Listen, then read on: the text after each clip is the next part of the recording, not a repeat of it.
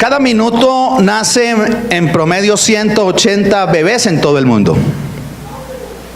Diariamente llegan al mundo cerca de 300.000 criaturas. Durante mi carrera de medicina ayudé a venir, porque no traje al mundo, ayudé a venir al mundo a muchos niños. Un día comencé la cuenta y dije voy a contarlos, y cuando pasaron de 300 ya se me olvidó la cuenta. Y cada vez que nacía un bebito, una bebita que yo tenía en mis manos, pues mi afán era primero que naciera bien, cortarle el cordón umbilical, limpiarlo con una sondita, limpiarle las mucosidades y que llorara. No es verdad que los médicos le damos una palmada a los niños, no, ellos lloran por naturaleza, o sea, nacen y lloran para estrenar sus pulmones que antes no estaban estrenados en el vientre de su mamá, ¿sí? O sea, ese cuento de que los padres cogen de los piecitos y ¡pah! No es tan cierto, ellos lloran. Ahora, si no llora, pues nos toca estimularlo de alguna manera para que él llore y estrene sus pulmones. Entonces mi afán era de cortar el cordón umbilical, limpiarlo con una compresa y tomarlo en las manos y dárselo, adivinen a quién, a la mamá. La mamá estaba ansiosa, ella estaba ahí esperando y bueno, esa era como mi alegría. Y luego el siguiente día, cuando las visitaba en su cama, entonces ya ver al niño con su ropita y todo, y junto con su mamá, eso era motivo de gozo. Pero nunca en mi vida me pregunté, en ese tiempo no era creyente, ¿qué sería de ese niño o qué sería de esa niña? Nunca me pregunté, ¿este niño quién irá a ser? Este niño tal vez será un abogado, será un ingeniero, será un senador de la República. Ni siquiera me pregunté como cosas malas. ¿Será que va a terminar en las drogas? ¿Será un delincuente? ¿Terminará en una prisión? Nunca me pregunté eso. Solo mi alegría terminaba cuando veía a la mamá con su bebé y salía. El ser médico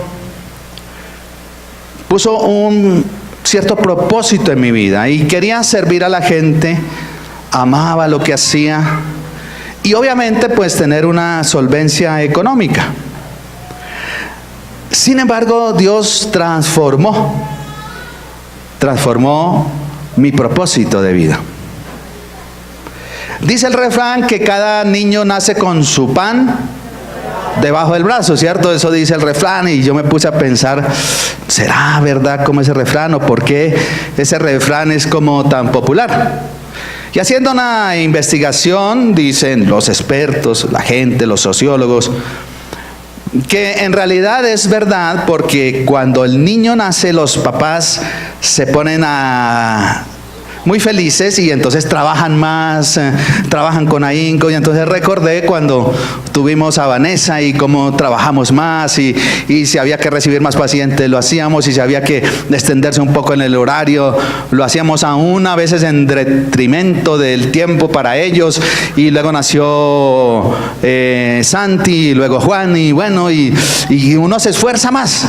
Entonces, casi que sí viene con su pan debajo del brazo, porque eso estimula a los padres a producir en general más y a tratar de darle a sus hijos, ¿qué? Lo que nosotros no tuvimos o en lo que nosotros tuvimos deficiencias. Es una motivación para reflejar en nuestros hijos a veces lo que nosotros no pudimos ser. Los papás pues traemos a nuestros hijos, pero a veces no nos preguntamos cuál es el propósito de ese muchacho, de esa niña. intentamos pues darle los principios, los valores, la mayoría, ¿no? Obviamente hay hogares disfuncionales, etcétera, pero creo que en la mayoría de las personas nace ese sentimiento de que ojalá ellos vayan más adelante que yo, ojalá ellos puedan surgir más que yo, puedan tener más bendición económica que la que yo tuve. Si no fuimos profesionales, ojalá puedan ser profesionales, etcétera, y es como un impulso para que los hijos cumplan ese propósito de vida. Pero no sé si aún hoy tú puedes saber o sabes cuál es el propósito de tu vida. ¿Cuál es el propósito de tu vida? Le pregunté a alguien cuál es el propósito de tu vida y me dijo, y yo le dije, no, eso es una meta, eso es un objetivo. No estoy hablando de la profesión, no estoy hablando de el estudio, no estoy hablando de tus logros, no estoy hablando sino estoy hablando del propósito. ¿Qué le da sentido a tu vida? ¿Qué es lo que te hace vivir? ¿Por qué vives? ¿Por qué y para qué estás en esta tierra? Hubo un nacimiento hace más de 2000 años. Un nacimiento único. Un niño nació y aún antes de nacer, ese niño tenía claro el propósito que tenía en su vida. Por eso quiero hablarles hoy del tema una Navidad con propósito. Navidad significa nacimiento. Entonces podríamos decir un nacimiento con propósito. Abra su Biblia en el Evangelio según San Lucas, por favor.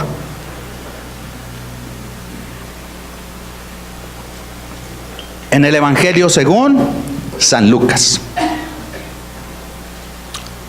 El tercer Evangelio, Mateo, Marcos y Lucas. Lucas, escrito por un colega mío, el médico amado, como le decía Pablo, Lucas. Lucas capítulo 1. Versículo 31, y vamos a leer algunos versículos porque la historia ustedes la conocen y es un poco larga. El ángel se le aparece a María y le dice: y ahora concebirás en tu vientre y darás a luz un hijo, y llamarás su nombre Jesús. Este será grande y será llamado, ¿cómo? Hijo del Altísimo.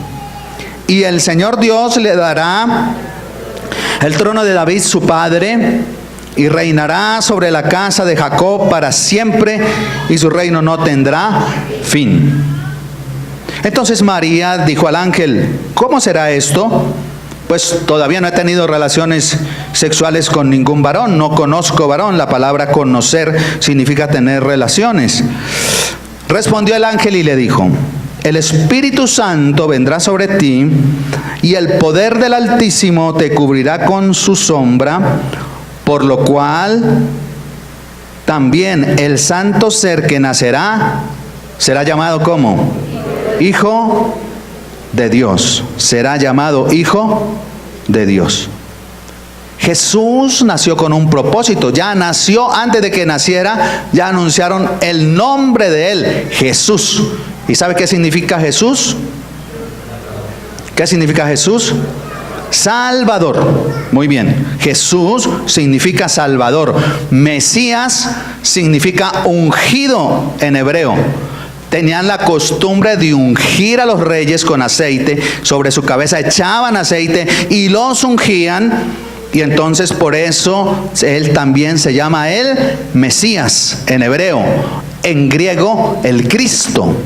Entonces ya podemos recordar algo y si no lo aprendemos. Jesús significa Salvador y Cristo significa ungido. Ungido o Mesías significa ungido.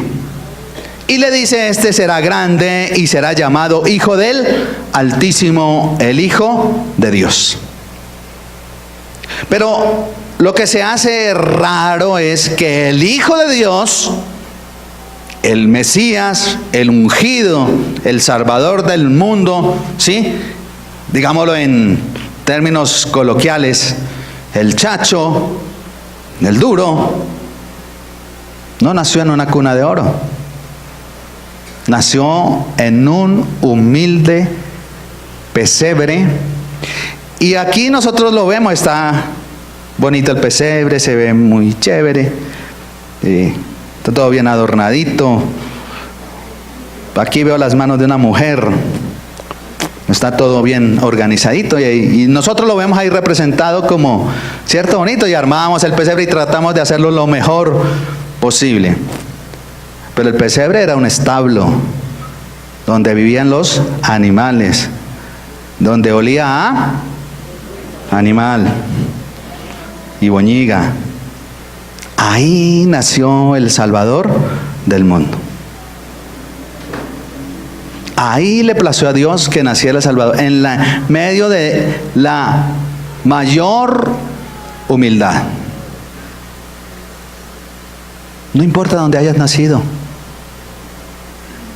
Probablemente no naciste en un pesebre, seguramente. Pero tal vez naciste en un barrio no tan fifí. Probablemente no naciste en la familia más adinerada.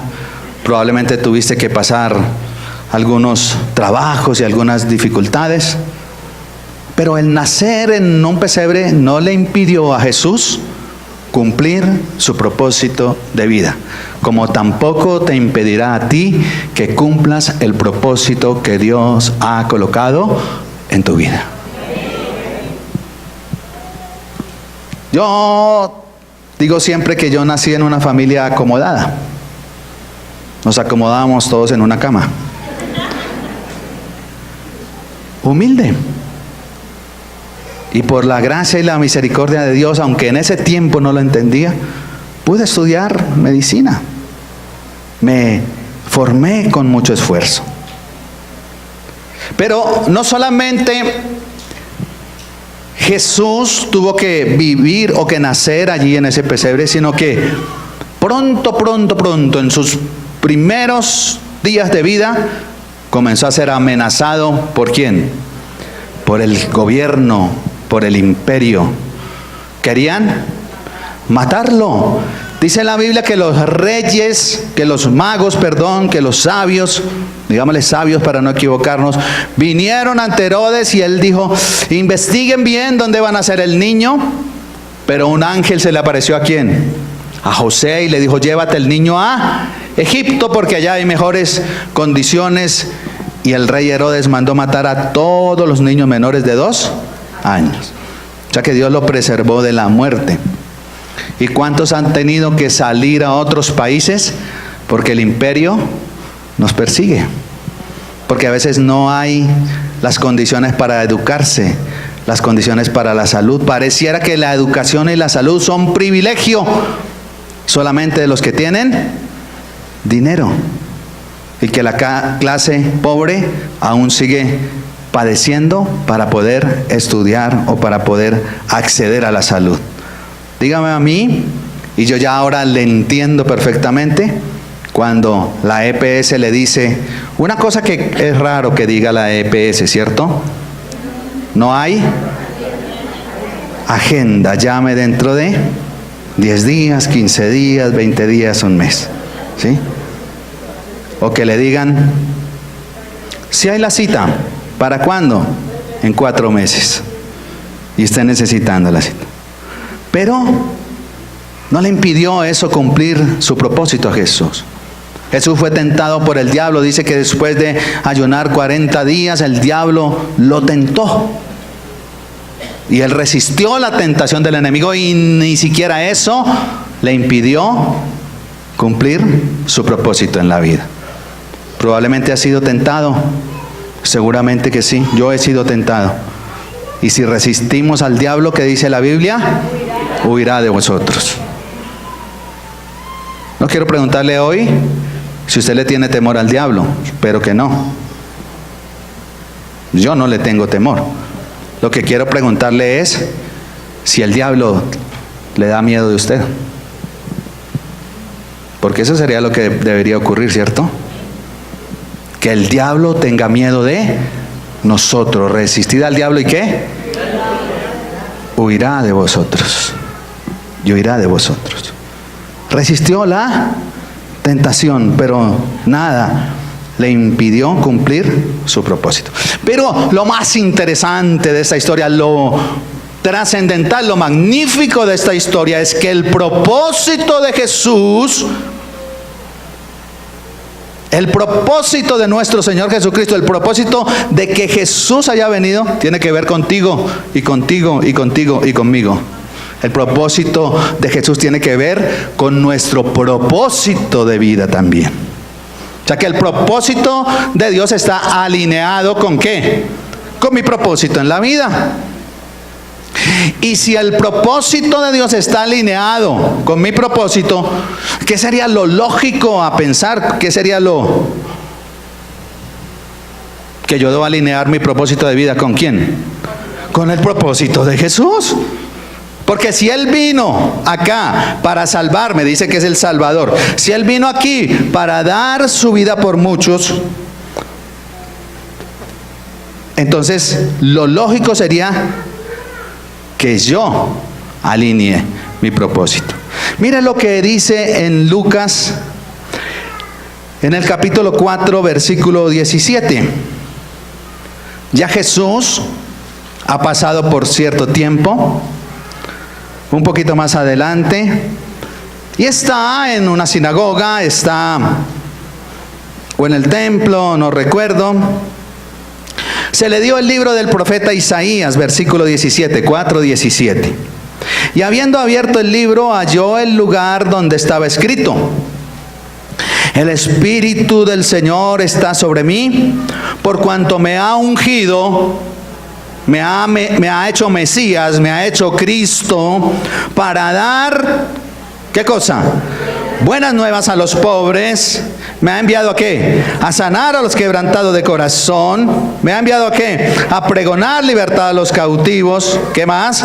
Vista a los ciegos, a poner en libertad a los oprimidos y a predicar el año agradable del Señor. Ese era el propósito de nuestro Señor Jesucristo. Él dijo, esta escritura que la dijo Isaías 600, 700 años antes, se ha cumplido hoy delante de ustedes, dijo el Señor Jesús.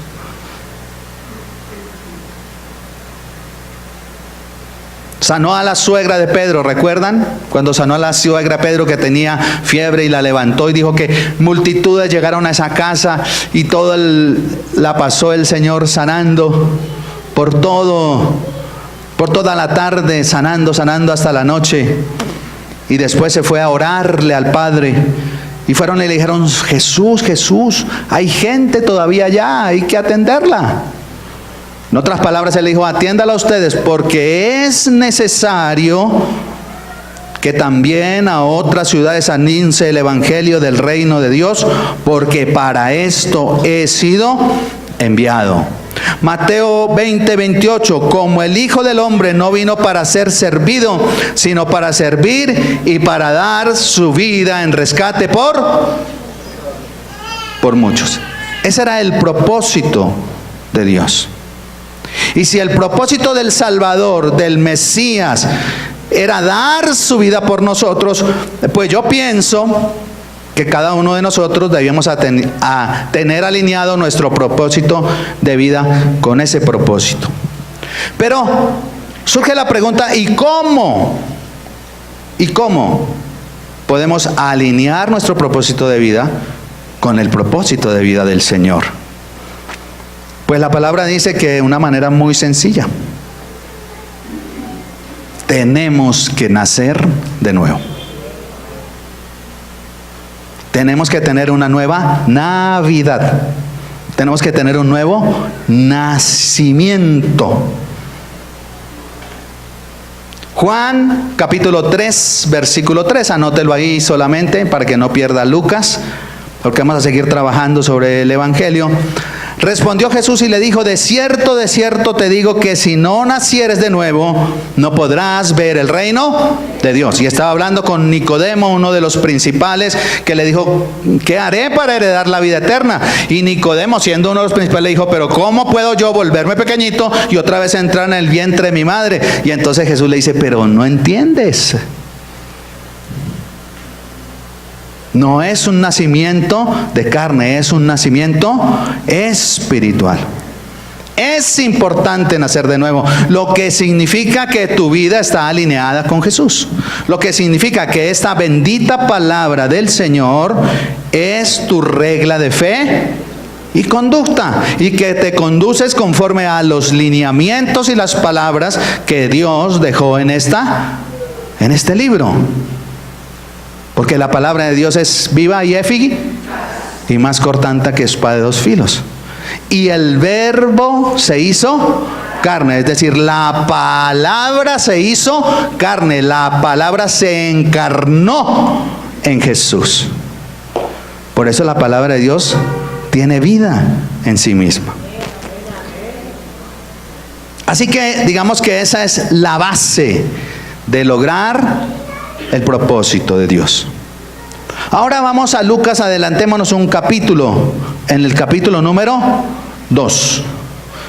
Y en el versículo 8, y trabajemos sobre este pequeño pasaje para ver cómo lograr ese propósito de Dios en nuestra vida. Lucas capítulo 2, versículo 8. Había pastores en la misma región que velaban y guardaban las vigilias de la noche sobre su rebaño. Las vigilias eran unos periodos de tiempo de 2 horas o de 4 horas, en que los pastores se alternaban para vigilar sus ovejas. Y aquí se les presentó ¿un qué? Un ángel del Señor, y la gloria del Señor los rodeó de resplandor y tuvieron gran temor. Pero ángel les dijo: no temáis, porque aquí os doy nuevas de gran gozo, que serán para todo el pueblo. ¿Cuál era la gran nueva, la buena nueva? Que os ha nacido hoy en la ciudad de David, es decir, en Belén, un Salvador, que es el Cristo, el Señor. Y esto os servirá de señal: hallaréis al niño envuelto en pañales, acostado en un pesebre. Y repentinamente apareció con el ángel una multitud de huestes celestiales que alababan a Dios y decían: gloria a Dios en las alturas. Podrías decir hoy: gloria a Dios en las alturas, y en la tierra paz, buena voluntad para con los hombres.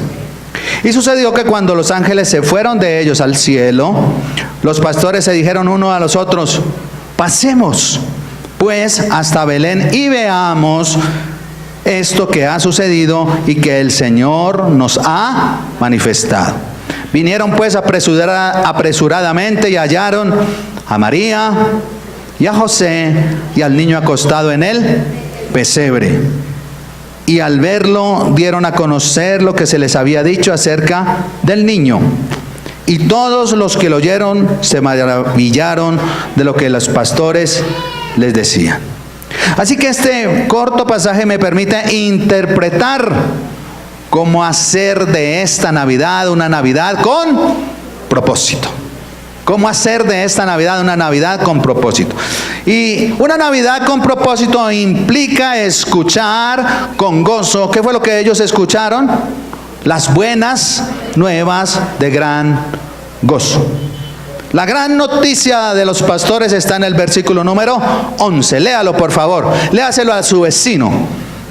Ese versículo número 11. Léaselo a su vecino. Esa era la gran noticia para los pastores y es la gran noticia para nosotros hoy.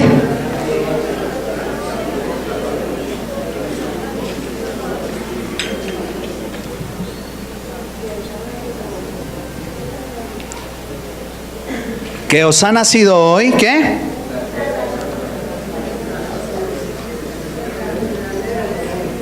Un Salvador, que es Cristo el Señor. ¿Qué hicieron los pastores? ¿Qué hicieron? Escucharon atentos. Escucharon atentos. El propósito de esta Navidad es que escuches atentamente lo que Dios quiere decirte en esta mañana. Y no solo lo que quiere decirte en esta mañana, sino lo que Dios ha venido repitiéndote durante todo este año.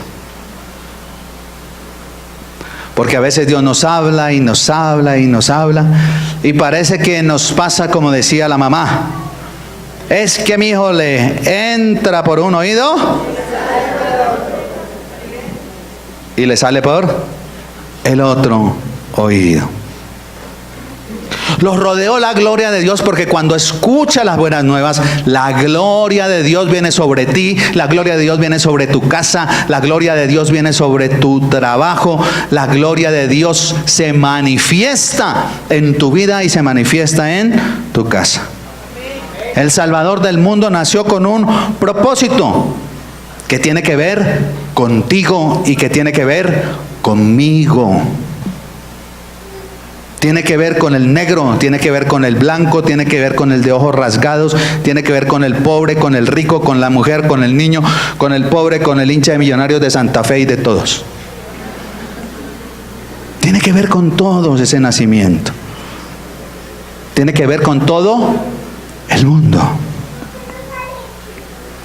En segundo lugar, el texto me permite interpretar que una Navidad con propósito implica pasar de escuchar.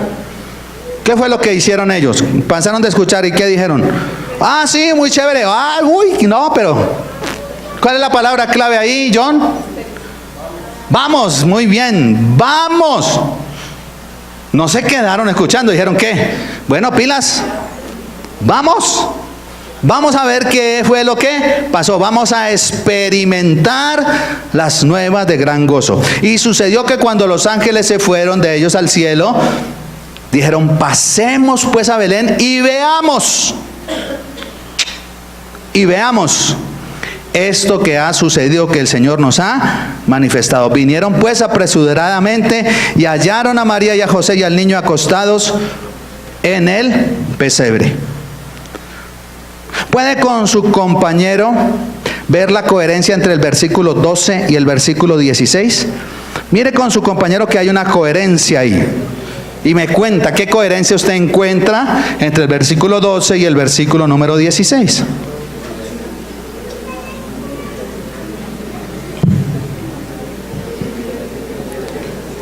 ¿Qué les dijeron los ángeles? ¿Cuál era la señal?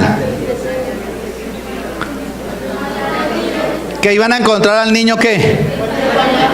Y cuando ellos fueron a ver, ¿qué? Estaba el niño envuelto en pañales. O sea que hay una coherencia entre lo que Dios habla desde el cielo y lo que nosotros experimentamos aquí en la tierra. Y cuando Dios dijo que por sus llagas fuimos curados, yo puedo experimentar, no solamente escuchar esa palabra, sino que sé que en mi vida experimenté eso y dije: vamos a ver si por sus llagas fuimos curados, y puedo confesar hoy que soy sano en el nombre poderoso de mi Señor Jesucristo. ¡Aleluya! Y tú, Anita, puedes experimentar, porque dijo: caerán 1000 a tu diestra y 10,000 a tu diestra, y a ti no te tocarán. Y tú no solamente lo escuchaste, no solamente lo entendiste, sino que además lo experimentaste en tu vida. Y puedes tú experimentar eso, Dianita, que el Señor dijo que no habrá ningún vientre estéril entre nosotros. No solo lo escuchaste, sino que lo experimentaste en tu vida. Y ahorita vi esa hermosa criatura alabando y danzando para el Señor. ¿Cómo me llena de alegría eso? Y yo podía preguntarles aquí todos los testimonios, si no has experimentado el amor del Señor en tu vida.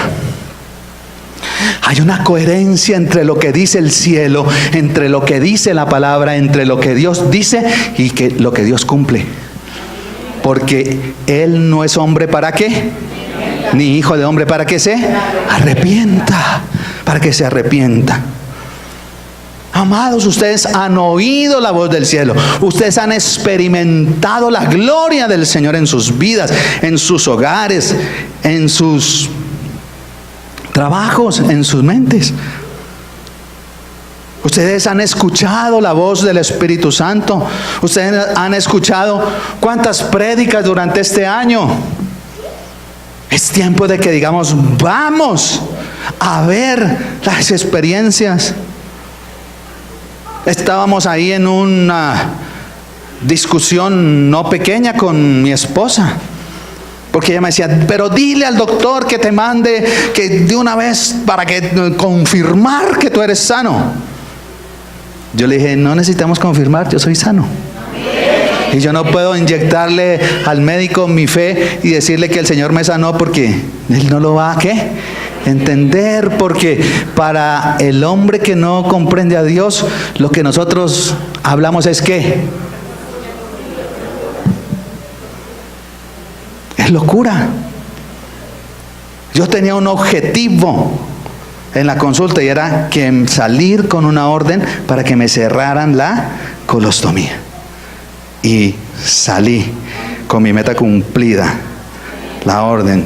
Y tengo cita el próximo viernes con el médico. Gloria al Señor.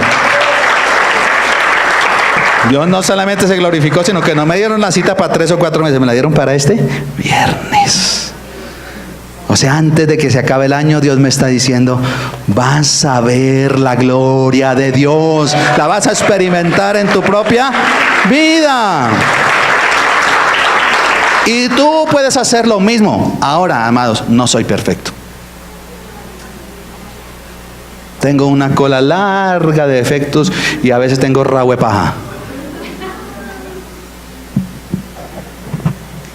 Y lo puedo decir aquí delante de mi familia, que me conocen más que ustedes, porque ellos sí me ven a veces con la chispa afuera. Ustedes dicen, ay, tan tierno el pastor. Sí, pero a veces ellos no me ven tan tierno. No soy perfecto porque soy ¿qué? De carne y hueso. Y a veces me deprimo. Y ayer estaba deprimido ayer. Y me dije, me voy a poner a hacer algo. Y me puse a arreglar el carro. Y comencé y dije, no más. Me libero de esta cosa que estoy sintiendo tan horrible. Porque tenía ganas de visitar a mis papás y el carro se me dañó y no se consiguió el repuesto y entonces estaba frustrado. Entonces los llamé a ellos y no pude aguantar las lágrimas y les dije, quería estar con ustedes. Pero mire Dios cómo es de bello. Y me dijo, ¿y cuál es el problema? Entonces nosotros vamos. Y ya. Me dijo, no se cargue, entonces nosotros vamos. Y pasamos el año nuevo juntos. Así de bello es Dios. Y entonces, como la Biblia dice, honra a tu padre y a tu madre, les dije, pero yo les mando para los pasajes.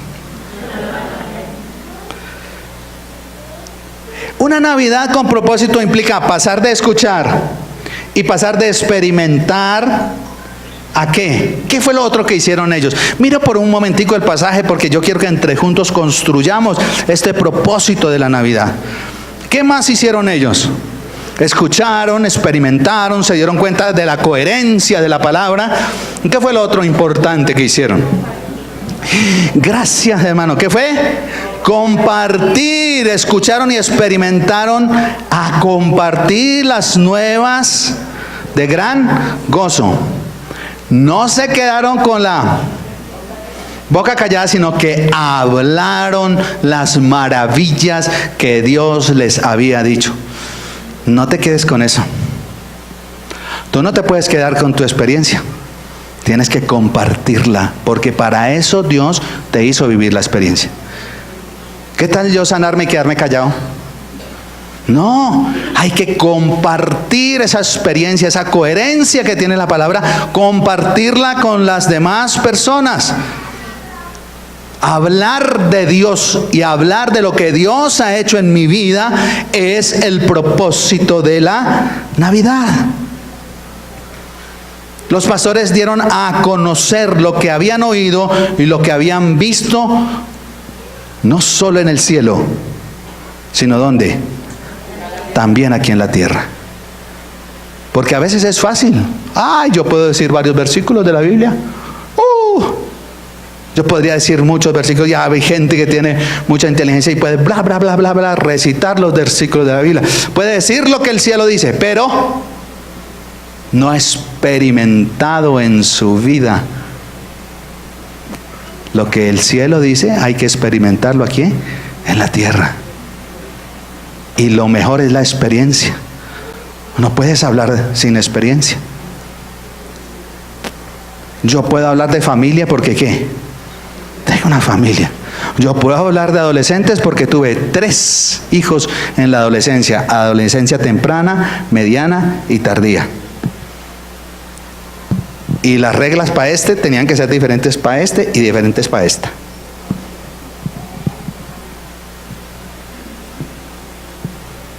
Tú puedes hablar de lo que has experimentado, de lo que no has experimentado no.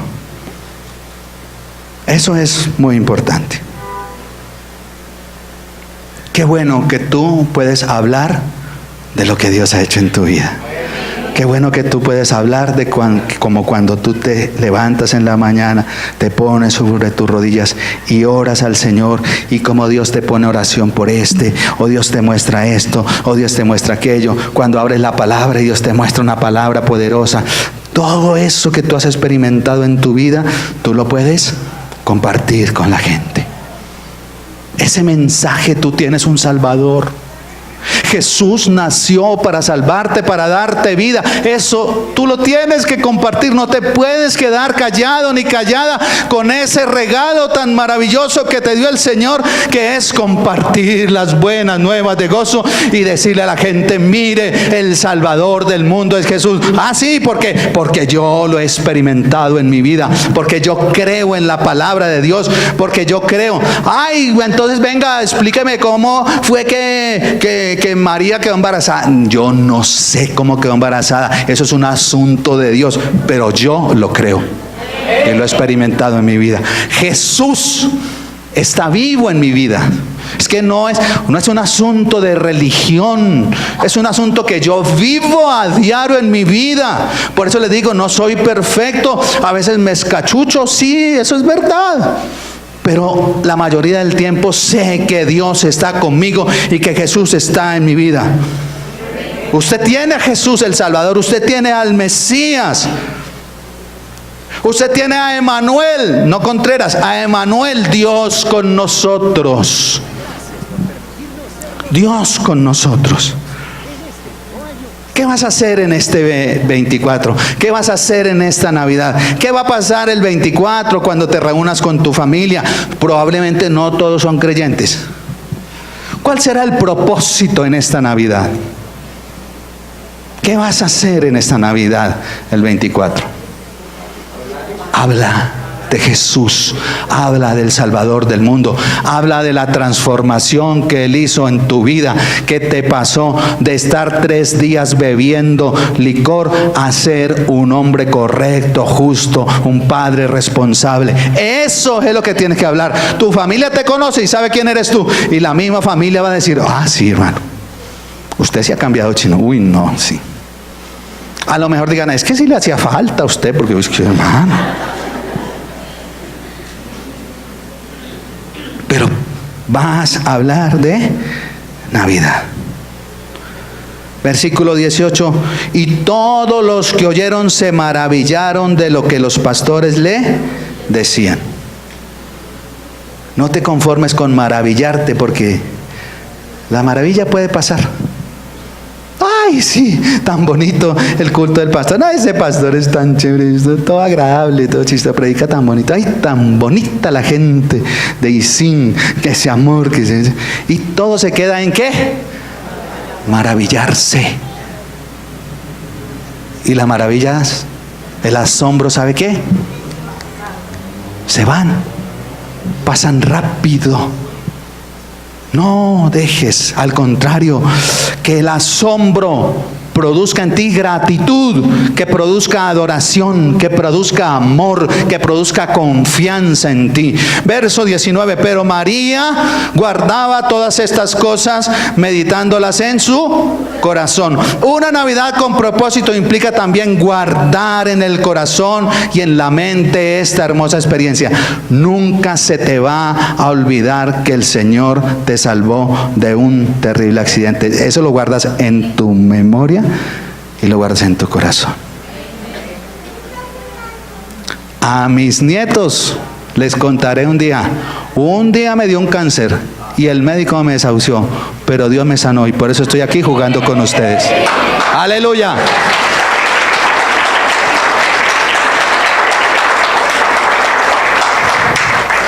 Podrás decirle a tu hijo: yo sembré la palabra cuando tú eras pequeño. Y aunque hoy tal vez no estés en los caminos del Señor, un día tú lo verás en los caminos del Señor, porque la palabra de Dios no vuelve vacía. Amén, aleluya, aleluya. En su memoria guardaba estas cosas, en su corazón, en su afecto guardaba estas cosas, en su entendimiento guardaba estas cosas. Nunca se olvide de lo que ha oído, nunca se olvide de lo que ha experimentado. Esto le hará tener un propósito diferente en esta Navidad. Finalizo en el versículo 20. ¿Qué dice? Y volvieron los pastores, glorificando y alabando a Dios por todas las cosas que habían oído y visto, como les había dicho. Venga, adoración, todos, vengan.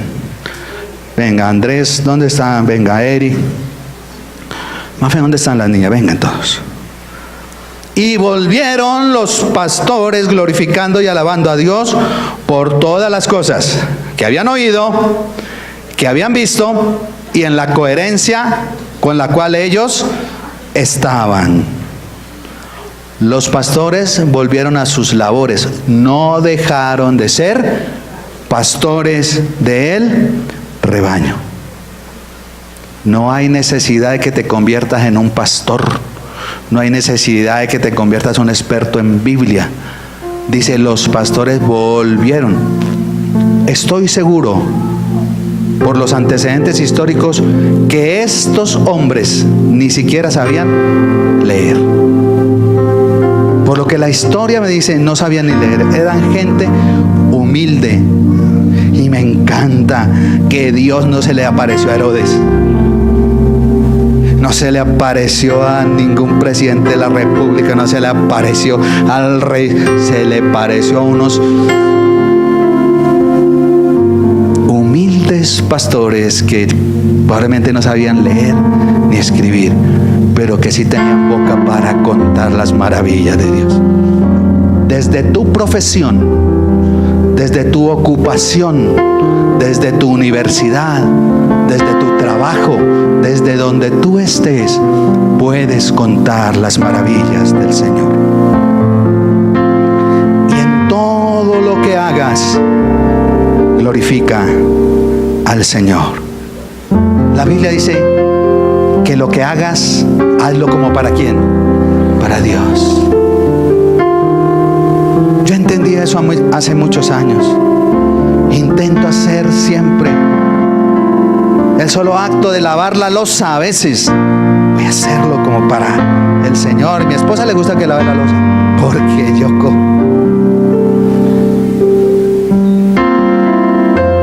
yo desbarato la licuadora y la lavo. Quiero hacer las cosas como para Dios. Yo pienso, voy a hacerle un jugo a Dios. Voy a cocinar para mi familia con amor, pero como si fuera para Dios. Atiendo a un paciente como si fuera para Dios.